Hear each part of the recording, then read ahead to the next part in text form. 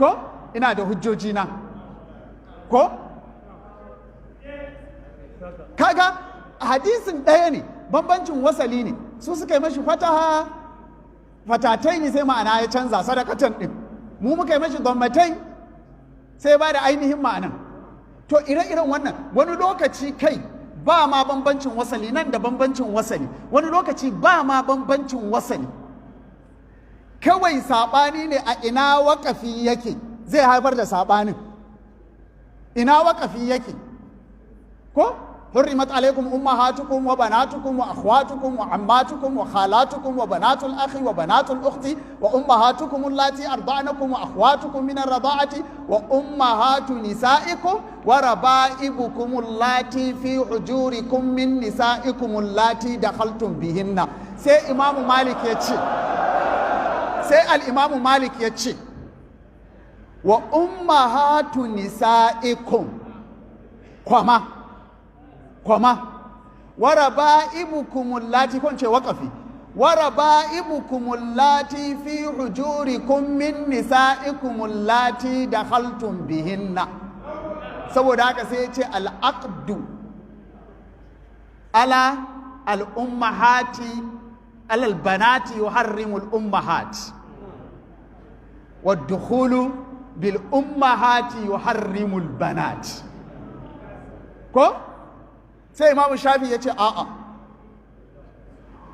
wa ummahatu nisa'ikum wa raba'ibukum allati fi hujurikum duka tare suke, dukansu min nisa'ikum allati dakhaltum bihinna. Saboda haka ba wanda akadi ke haramtawa, dukansu sai an yi dukuli da ummahatu nisa'ikum da raba'ibukum allati fi hujurikum, dukansu sai an dukuli da su. Waye dan sunna waye dan bid'a? Da Allah faɗa mu wane ne ɗan sunna anan, wane ne ɗan bid'a a cikinsu? Kaga ɗabi'an nassin ne, nassi ɗaya ne, aya ɗaya ce, ɗabi'an ta ne ya haifar da a sami saɓani wajen fahimtar ma'ananta. Shi kuma haka ɗabi'an ayoyin alkur'ani suke.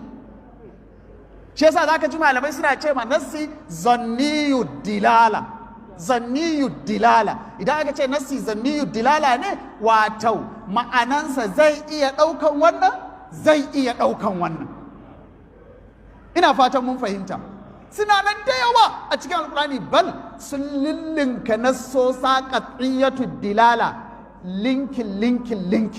In ka ce nassoshin shari'a na ahkam a cikin alkur'ani 8/10 zanniyatu dilala ne, 2 ne bisa 10 qat'iyatu dilala. Kuma har wanda suke qat'iyatu dilala din sai ka zo sai ka sami hadisi ko ya fassara su, ko ya kayyade mutlakin su, ko ya hassasa amin su, ko haka har wanda suke qat'iyatu dilala din ba ga ayan alula nan ba, idza qumtum ila salati faghsilu wujuhakum wa aydiyakum ila almarafiqi wamsahu bi ru'usikum wa arjulikum. Haka shafa qur'ani yazo da shi, kamar yanda ibnu rushdin al-hafid ya faɗi ko yace qur'ani dai kam da shafa yazo, sai dai a sami wankewa a sunnar manzon Allah sallallahu alaihi wa sallam, don ita take fassara alqur'ani